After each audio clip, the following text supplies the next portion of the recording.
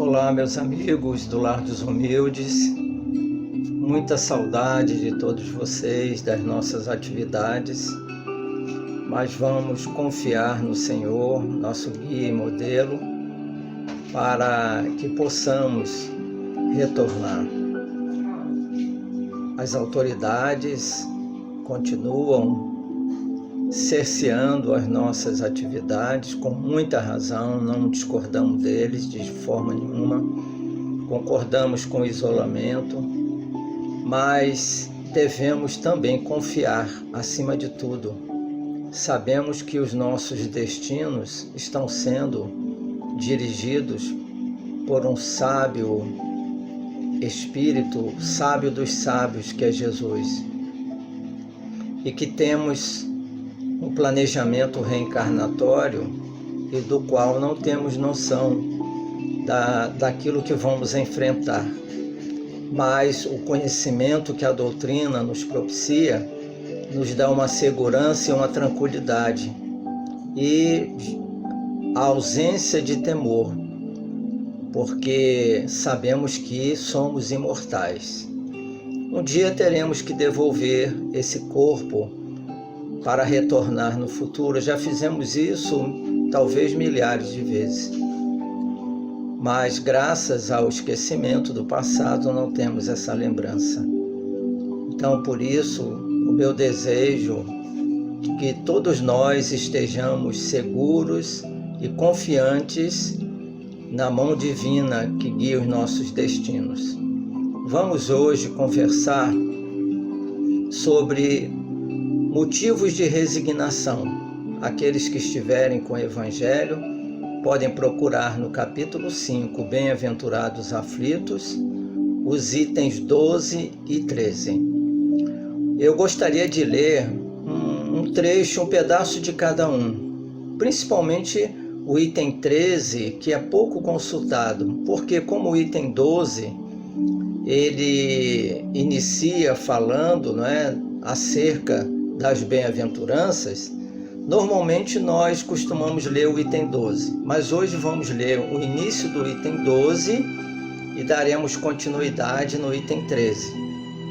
O item 12 inicia da seguinte maneira: por estas palavras, bem-aventurados aflitos, pois que serão consolados, Jesus aponta a compensação que hão de ter os que sofrem e a resignação que leva o padecente a bendizer do sofrimento como prelúdio da cura. Também podem essas palavras ser traduzidas assim: deveis considerar-vos felizes por sofrerdes, visto que as dores deste mundo são o pagamento da dívida que as vossas passadas faltas vos fizeram contrair. Suportadas pacientemente na terra, essas dores vos poupam séculos de sofrimentos na vida futura. Deveis, pois, sentir-vos felizes por reduzir Deus a vossa dívida, permitindo que a saldeis agora, o que vos garantirá a tranquilidade no porvir. O homem que sofre assemelha-se a um devedor de avultada soma, a quem o credor diz: se me pagares hoje mesmo a 100ª parte do teu débito, quitar-te-ei do restante, e ficarás livre. Se o não fizeres, atormentar-te-ei até que pagues a última parcela.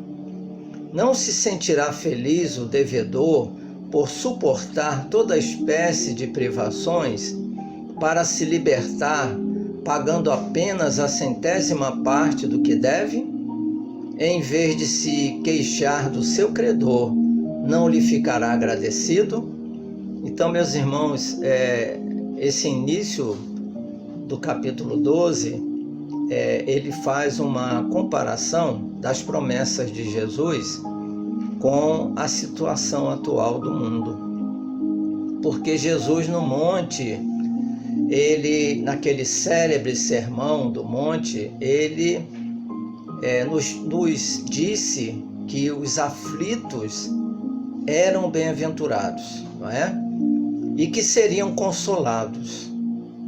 E a situação presente nos mostra o contrário. Não vemos nenhum aflito com sinais de felicidade, de bem-aventurança. Porque, na realidade, essas palavras de Jesus, agora, com o auxílio do Espiritismo, nós podemos compreender o que ele quis dizer. Que aqueles aflitos que já adquiriram conhecimento acerca da vida futura, acerca da sua situação nesta atual reencarnação, com as luzes da doutrina espírita, ele compreende que tudo aquilo que ele passa no presente momento ou é fruto das suas ações presentes, da encarnação atual, ou fruto da má conduta de existências anteriores. E mais, de que Deus é tão misericordioso que ainda nos oferece a grande oportunidade de quitarmos a 100ª parte dos nossos débitos e nos tornarmos livres dessa dívida. E para isso, para que possamos quitar a 100ª parte, vejam bem, 1 de 100 é algo extraordinário, mas para nós é um peso muito grande, porque nós estamos acostumados, nas reencarnações anteriores, a viver simplesmente para o mundo, simplesmente para as coisas materiais. E com o conhecimento da doutrina espírita, os nossos olhos do espírito se abrem e passamos a compreender que sofremos não por vontade divina do nosso Pai, que é só amor, mas porque carregamos esses débitos. O item 13, ele nos diz o seguinte, é um pouco menor. O homem pode suavizar ou aumentar o amargor de suas provas, conforme o modo por que encare a vida terrena. Tanto mais sofre ele, quanto mais longa se lhe afigure a duração do sofrimento. Ora, aquele que encara pelo prisma da vida espiritual, apanha num golpe de vista a vida corpórea.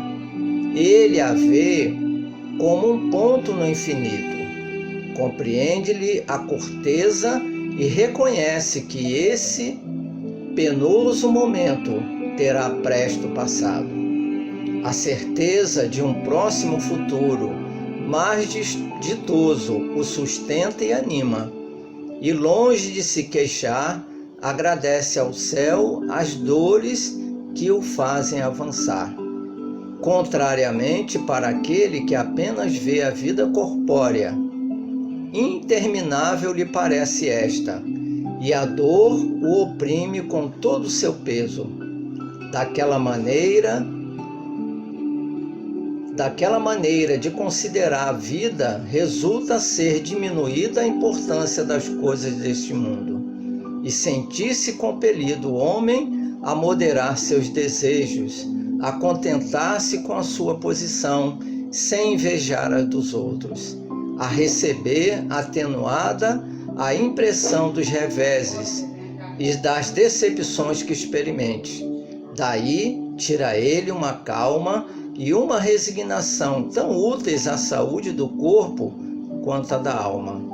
Ao passo que com a inveja, o ciúme e a ambição voluntariamente se condena à tortura e aumenta as misérias e as angústias da sua curta existência.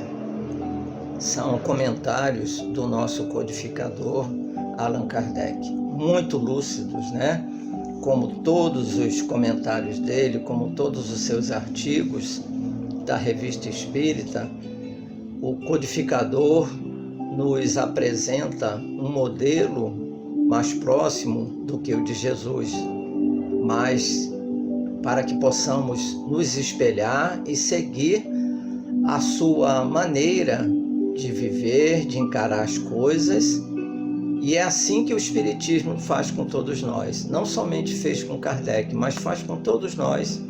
Porque conhecendo de onde viemos, para onde vamos, por que estamos na Terra, o porquê das dores, das desigualdades atuais, a doutrina nos revela que somos espíritos a caminho da luz, mas que carregamos um fardo muito pesado e que chegou a hora de decidirmos se vamos em frente para a regeneração ou caímos em um planeta de forma primitiva, como já foi a Terra.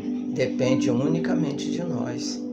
Recebemos muito até agora, muito conhecimento, mas ainda não iniciamos a nossa jornada redentora. Por qualquer motivo mais banal, nos atemorizamos. Temos medo de morrer. Temos medo de deixar os bens materiais. Somos ainda muito apegados. Isso dificulta a nossa evolução, sabemos disso. O espírito Leon Tolstói, o pai da literatura russa, através da nossa saudosa médium Ivone do Amaral Pereira, no livro Ressurreição e Vida, nos narra uma história belíssima que vem muito a calhar com os ensinamentos desse capítulo e desses itens.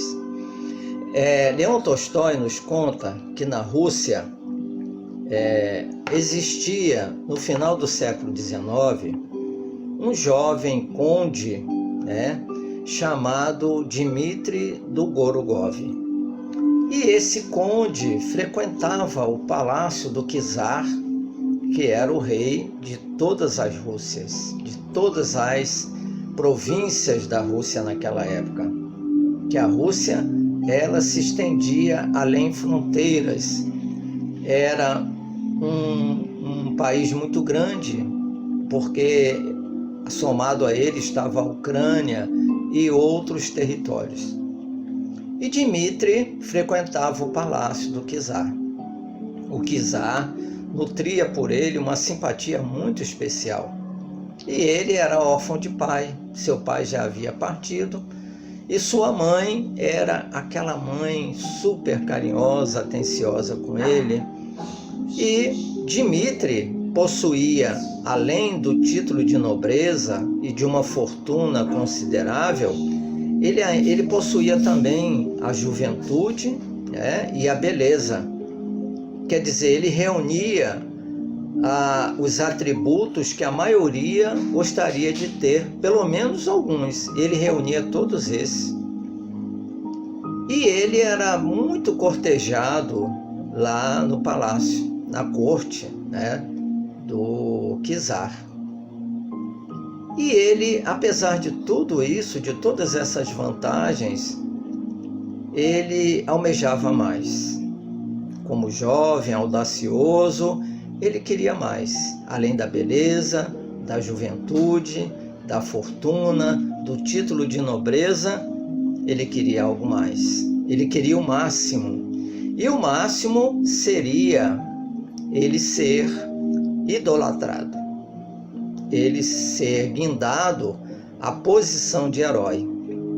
Era o título mais cobiçado dos jovens daquela época. E surge a Guerra da Crimeia, entre países ali daquela região, e Dmitri se oferece para ir para os campos de batalha. Não valeu, não adiantou as rogativas da sua mãe, as rogativas do próprio czar, que tinha ele como um filho. Ele, como jovem audacioso, ele foi para a guerra. Queria voltar carregado nos braços do povo. E durante a guerra, o inverno muito rigoroso lá na Rússia, inverno esse que conseguiu deter Napoleão e Hitler, que perderam as consecutivas guerras, quando aquele inverno poderoso desceu sobre o território russo. E ele retorna da guerra não como herói carregado nos braços, mas como enfermo transportado numa maca. E a vergonha dele foi tamanha, porque durante o período que ele ficou nos campos de batalha, ele contraiu, pelo frio intenso, uma enfermidade conhecida como artrite reumatoide. Quem somente pode avaliar o que é artrite reumatoide, quem passou por ela. Dizem que são dores horríveis que atingem as articulações do corpo, provocam inchaços e vermelhidão e muita dor. E o conde retorna humilhado, muito revoltado, e foge da capital, do palácio do czar, e vai se esconder, se refugiar em Kiev, uma cidade da Rússia que era habitada por trabalhadores rurais, homens muito simples, e que a família possuía um palacete muito grande. E conta Leão Tolstói que todos que passavam pela calçada do palácio ouviam os gritos, as imprecações, os palavrões de Dmitri. Naquela época, não havia trânsito, barulhos, de automóveis, de fábricas, então os sons eram ouvidos com mais nitidez e a grande distância. E ele então, dentro do palácio, ele gritava, ele reclamava, ele vivia revoltado com Deus, porque ele cresceu num ambiente de luxo, nunca enfrentou doenças, vivia no palácio, e ele então aprendeu com os demais nobres que as doenças eram para os pobres, os ricos eram privilegiados de Deus, não adoeciam. E quando ele recebe aquela enfermidade, ele logo se achou como esquecido de Deus, que Deus não era justo, que Deus não atendera aos seus caprichos, e ele se tornou extremamente rebelde. A sua mãe, tão carinhosa, levava comida, fazia tudo para agradá-lo, mas ele jogava a comida longe, ele gritava com a mãe, que algum tempo depois ela desencarna. Naquela manhã, numa certa manhã de início de inverno, ele estava no seu palacete despachando os negócios com o seu intendente, o seu gestor financeiro. Hoje, conhecemos assim, na época era intendente. E o gestor era um homem muito humilde, chefe de família, honesto, um homem honrado, e que naquela manhã estava sendo muito maltratado pelo conde. O conde havia combinado com o intendente de realizar venda de trigo para a Suécia. E o intendente, que tinha uma visão muito mais ampla de negócios, disse para ele que não fizesse, porque aquela venda, naquela forma como seria realizada, traria prejuízos enormes para ele. E ele, orgulhoso, senhor de si, não quis ouvir os conselhos do seu subalterno e realizou a venda e deu no que deu, um enorme prejuízo. E ele, como orgulhoso que era, não reconheceu que errou, estava jogando a culpa sobre o seu intendente. E o intendente, humilde, precisando daquele emprego, daquele cargo, baixava a cabeça e ficava ouvindo os impropérios, os palavrões, as ofensas, quando de repente entra no salão um menino de aproximadamente 9 anos. Esse menino chamava-se Ivan, era filho do intendente, que naquela manhã insistiu tanto com o pai para conhecer o palacete, que o pai não viu outra saída a não ser levá-lo. E pediu que ele ficasse conhecendo, né, o palácio até que ele terminasse com o conde. E ele de repente entra e ouve, né, aquelas ofensas direcionadas ao seu pai e fica extremamente revoltado com o conde. E diz para o conde: engraçado. E o conde então viu que aquela criança estava naquele ambiente e perguntou o que ele estava fazendo ali. E ele disse que era filho do intendente. E em seguida disse assim: engraçado, eu julgava que o príncipe, ou melhor, o conde, fosse uma pessoa boa. Quando ele disse isso, imaginem como o pai dele ficou. Ele falando com o conde daquela maneira de igual para igual, coisa que ninguém fazia na aldeia. E o conde então falou para o pai: deixa ele falar, deixa ele dizer o que ele está sentindo. Por que você acha que eu não sou bom? Ele disse: porque o meu irmão Rubens, ele também é paralítico. Porque o conde ficou paralítico, ele só sentava. O meu irmão Rubens, ele é tetraplégico, ele só mexe com a cabeça. E o meu irmão é muito bom para com todos. E eu não vejo isso no Senhor. Aí o conde pensou: ele deve estar falando assim porque o irmão dele já nasceu dessa maneira. E perguntou: seu irmão já nasceu assim, não foi? Disse: não. Até os 14 anos, meu irmão corria pelos campos comigo, era pequenininho. E ao completar 14 anos, ao retornar do campo da colheita de trigo com nosso pai, ele adoeceu e não levantou mais do leito. E eu vou dizer para o Senhor: o meu irmão é muito feliz. Olha, quando ele disse isso, o conde tremeu na sua cadeira, na sua luxuosa cadeira. E ficou curioso, queria conhecer o Rubens. E tanto insistiu que o gestor levou até a sua casa. Eles adentraram a casa humilde do gestor. A família ficou assim estarrecida de ver aquele conde dando a entrada na casa sem avisar nada. E ele foi direto no quarto do Rubens e viu ali aquele jovem muito, muito simpático deitado no chão, no seu colchão, e perguntou: Rubens, porque o Rubens notou que era o conde, não é? Estava acompanhado pelos empregados que carregavam ele na cadeira, e perguntou: mas que honra é essa, conde, de recebê-lo aqui? Ele disse: Rubens, eu vim lhe conhecer porque o seu irmão me disse que você ficou doente aos 14 anos e que é uma pessoa muito boa, e até me disse que você é feliz. Ele disse: conde, feliz é pouco, eu sou muito feliz.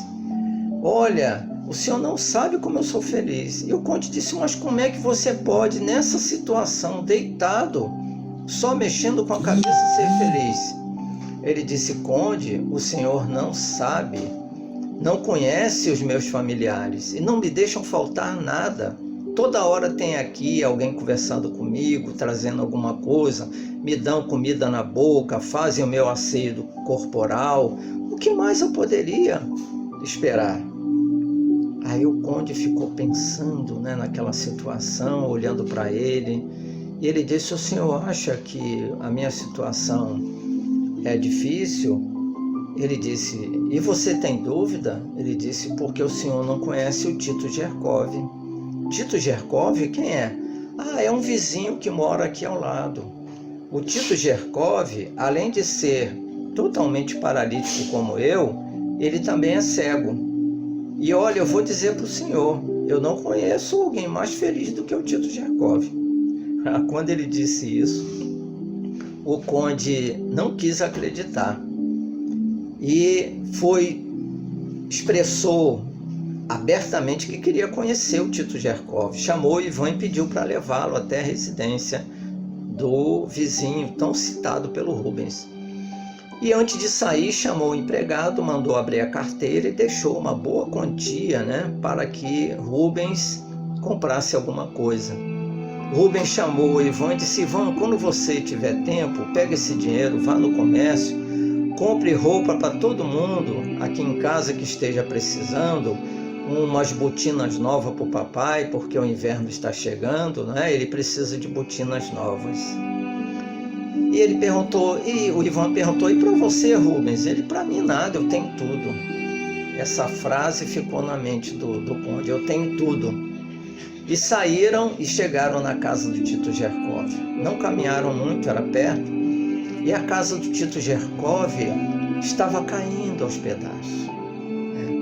Era assim, a porta mal fechava, não é? Mal conseguia se encaixar no quadro, né, que a sustentava. E eles então entraram, a casa estava escura, o fogo da lareira já estava aceso para aquecer a sala, e deitado num velho sofá estava o Tito Gerkov. Quando eles entraram, o Tito Gerkov imediatamente reconheceu, porque cego tem uma audição maior, e perguntou: quem é que está chegando? Aí o Ivan disse: sou eu, Tito, sou seu vizinho Ivan. Eu vim aqui trazer o conde, que gostaria muito de conhecê-lo. Ele disse: o conde na minha casa? Mas quem sou eu? Essa casa caindo aos pedaços, eu não tenho como receber o conde aqui. E o conde tranquilizou: fique tranquilo, eu só vim conhecê-lo, não estou olhando nada. E perguntou: Tito, você já nasceu assim? Ele disse: não, conde, eu participei da mesma guerra que o senhor, só que eu era soldado, andava enfiado na neve, com as botas até o joelho, enquanto o senhor passava naquele cavalo branco e nem olhava para a gente. E eu contraí essa enfermidade nas articulações e fiquei cego com a explosão de uma granada. E o conde disse assim: me diga uma coisa, me tira uma dúvida aqui. Eu tive na casa do Ivan há pouco e ele me disse que você é muito feliz. Ele disse: conde, feliz é muito pouco. Eu sou muito feliz, conde. Mas como é que alguém na sua condição pode ser feliz? Ele disse: conde, se o senhor tivesse os amigos que eu tenho, o senhor veria que eu tenho razão. Eles não deixam faltar nada.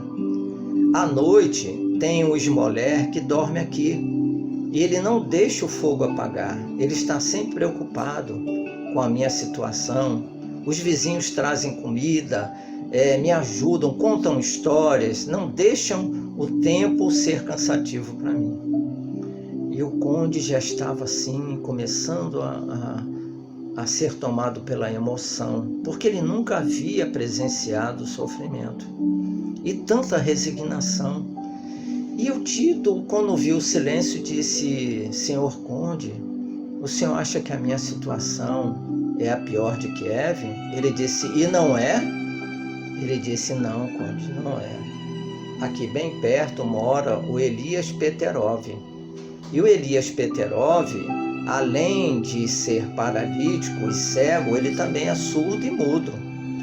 Quando ele disse isso, o conde não quis acreditar. Disse: não, eu devo estar sonhando, e é um sonho muito forte, eu preciso acordar, eu não estou acreditando. E quis conhecer o Elias Peterov.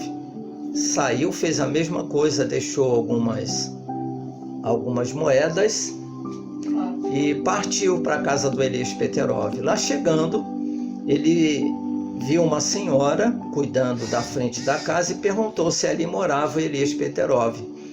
E ela disse: sim, é meu filho. E me dá muito trabalho, ele é muito pesado, eu tenho que pegar no colo para dar banho, o senhor não sabe o sofrimento que eu carrego. E ele ficou assim muito chateado com aquela mãe falando daquela maneira com o filho tão necessitado. Aí nesse momento ele lembrou da mãe dele, como ele havia sido grosseiro com a mãe enquanto ela estava aqui encarnada. E ele disse: olha, eu vou dar uma boa quantia para a senhora viajar, eu vou contratar um casal para tomar conta do seu filho. Aí ela começou a chorar. Não faça isso, pelo amor de Deus, eu amo meu filho, eu estou só desabafando. Ele disse, então me mostra onde está seu filho. E eles deram a volta por trás da casa e entraram num quarto pequeno. E lá estava sentado aquele homem forte, né? Bem forte, bem gordo, sem camisa, não é? Apesar do frio que já estava começando. E os olhos dele traziam aquela marca enegrecida. Ele não enxergava, ele não falava, ele não ouvia e nem andava. E o conde, a emoção começou a tomar o conde, ele começou a controlar para que as lágrimas não descessem.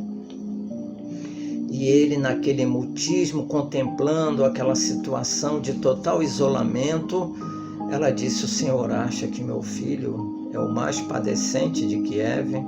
Ele disse, pelo amor de Deus, não me diga que tem mais. Ela disse, tem. Quem é que sofre mais do que seu filho aqui? Ela disse, o Elias, era o Tito Gerkov, não, era Koloviski. Koloviski, ele mora numa casa bem grande. E ele perguntou, o que tem o Koloviski pior do que o seu filho? Ela disse, ele é leproso. Leproso? O que é isso? Ela disse, eu também não sei, porque ninguém tem coragem de entrar naquela casa. Mas só sabemos pelo mau cheiro que parte lá de dentro. Aí ele ficou excitado para conhecer o Koloviski. Mas no inverno, na Rússia, a noite chega mais rápido. E a neve começou a cair. E ele foi preciso retornar ao seu palacete. Mas antes deixou também uma quantia em dinheiro. Quando chegou no palacete, a governanta, que era a irmã de criação dele, o recebeu na porta e pela primeira vez ele olhou para ela, né? E ela perguntou, o senhor conde vai querer se assear e depois jantar? E ele respondeu, primeira vez que ele falou com ela, não, eu desejo só fazer o asseio e quero me recolher. E ela ficou maravilhada, ele nunca tinha falado com ela. Olha como ele já estava mudando. E naquela madrugada, a governanta, passou diversas vezes pela porta do quarto e ouvia soluços diferentes daqueles que antes ele soltava, gritos desesperados. Não, era um soluço diferente. No dia seguinte, o dia raiou, a neve descia com abundância e ele disse para ela, olha, eu vou fazer o desjejum e vou imediatamente conhecer uma pessoa. Ela disse, mas o senhor vai sair com essa neve?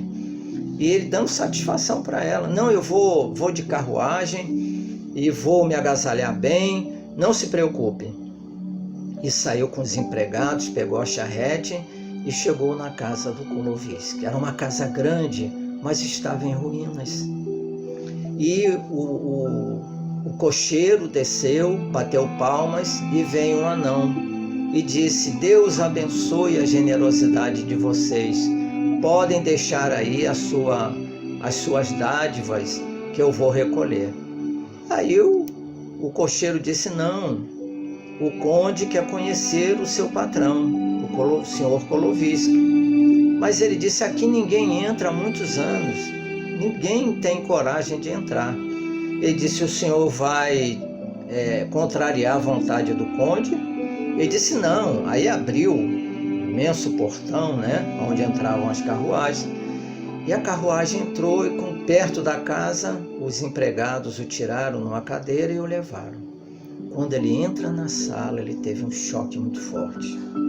Sentado numa cadeira velha, lá estava o que um dia foi um ser humano.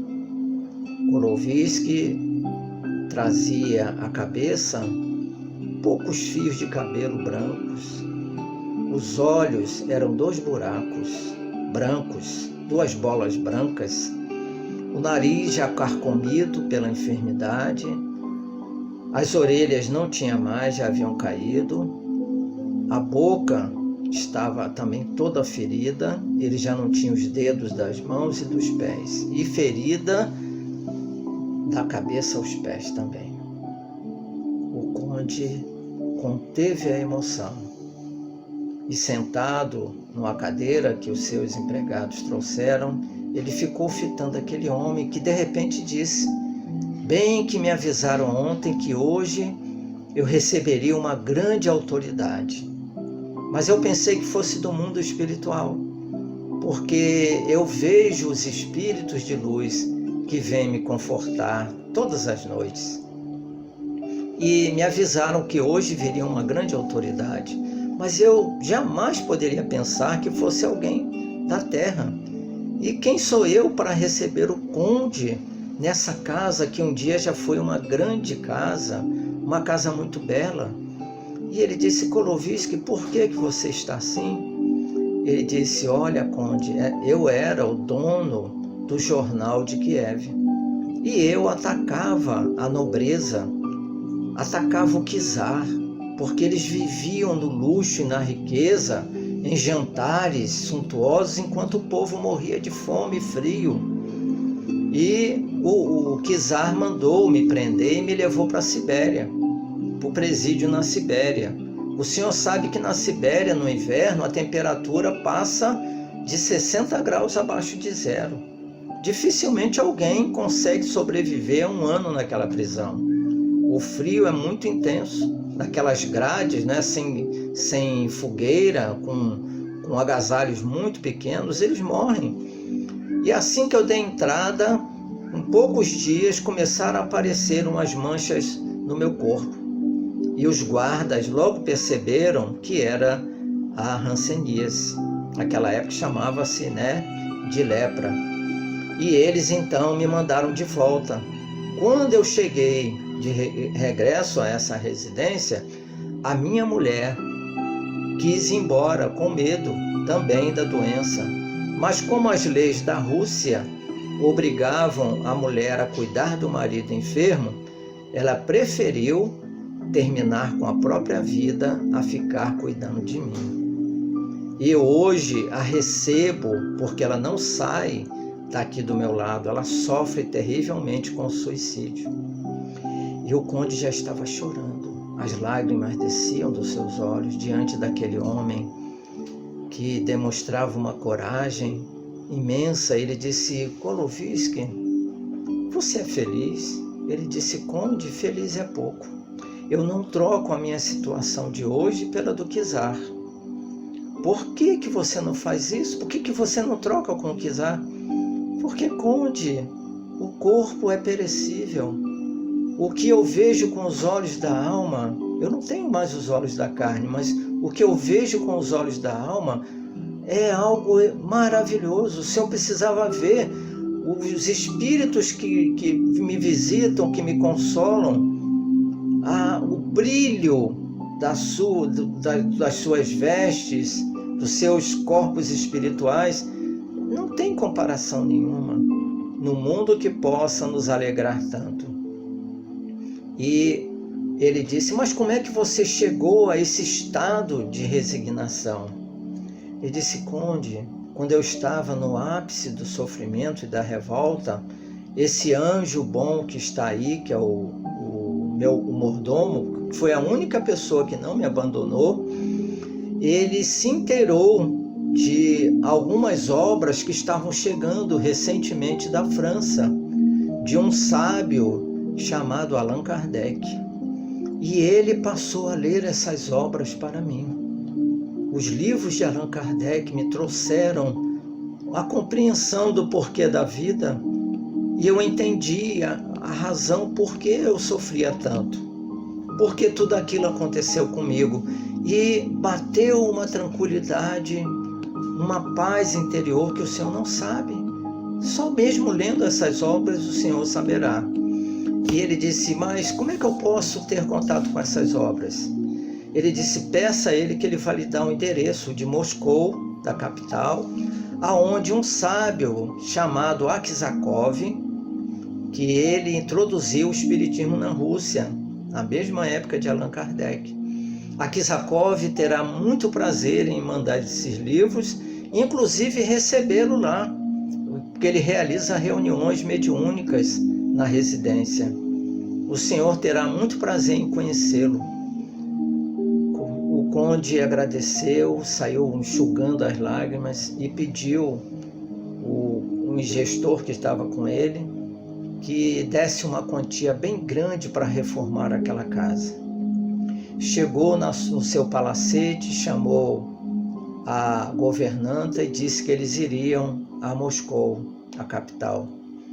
E antes, porém, chamou o intendente e mandou construir escolas para os filhos dos lavradores, hospital para os pobres e albergues para aqueles que chegassem de fora e que não tivessem para onde ir. E partiu para Moscou com a governanta. Lá na residência de Akizakov, onde ele foi muito bem recebido, durante a noite, numa reunião de materialização, a mãe dele se manifesta, o abraça, muito feliz, e diz: meu filho, como eu estou feliz com você, a sua transformação, você está cuidando do povo humilde, como seu pai gostaria que você fizesse. Então meu amigo, meu filho, melhor dizendo, você terá uma grande surpresa em breve com a sua mudança de comportamento. Ele se despede, chega em Kiev e teve a primeira notícia triste: Kolovitsky havia desencarnado. E ele então transforma aquela casa num hospital para indigentes. E a grande surpresa foi que ele voltou a andar. Ficou bom da enfermidade. Porque enquanto ele gritava, ele se revoltava, a doença piorava.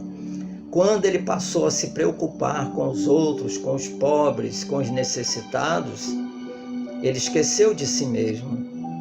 E com isso a espiritualidade pôde ajudá-lo melhor. Meus irmãos, me desculpem se me estendi um pouco mais, mas eu não podia interromper essa história. Aqueles que desejarem podem encontrá-la com outras histórias muito bonitas também nesse livro Ressurreição e Vida, recebido pela médium Ivone do Amaral Pereira. Que Jesus nos abençoe, que possamos confiar que dias melhores estão chegando para todos nós. Venceremos mais uma vez essa batalha contra essa enfermidade. Deus está conosco e não podemos temer. Que a paz esteja em cada coração. Que assim seja.